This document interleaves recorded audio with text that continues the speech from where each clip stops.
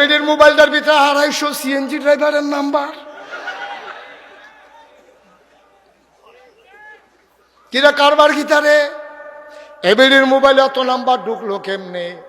রাইতে 2:30টার সময় phone I এবিডির কাছে। আব্বাই যখন বিদেশ এবারাই ফোন দিলে মন্ডারে বুঝ দিতাম এই ফোন তো আব্বার ফোন না। এবিডি কায়দা করে আলগা কথা কনের লেগিয়া শ্বশুর শ্বশুরিতে জুদা হইয়া হন আলগা রুম ঘুমা।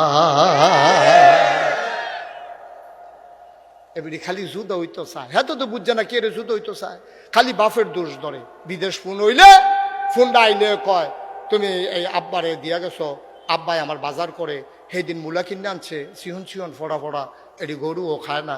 হ্যাঁ বাড়া এই কথা আবার হুন্না লাইছে।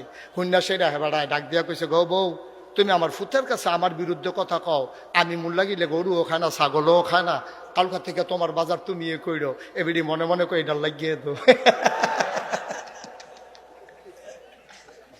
এইটার লাগিয়ে তো মাশাআল্লাহ। হ্যাঁ কেন এবিডি এখন বেজান না খুশি, এবিডি জুদা হইয়া খুশি। কারণ এখন এবিডি ইচ্ছা করে বাজারও যাইতে পারবো মূলার নাম দিয়া, এবিডি এখন বাজারও যাইতে পারবো কাঁচা মরিচের নাম দিয়া। এতদিন হৌর দিয়ে বাজার করাইছে, এবিডি হনা যাইরা হইছে বাজাইরা।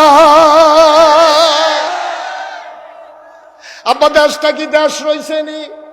জীবনে জিগাও চেয়ারম্যান সাহেব এখনো আছে, জীবনে কাঁচা বাজারও বেরিয়ে গেছে না, মাছ বাজারও বেরিয়ে গেছে না, ঠিক কিনা কও?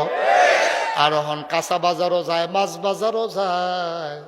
গত ঈদের সময় গরু বাজারও বেরিয়ে উঠছে।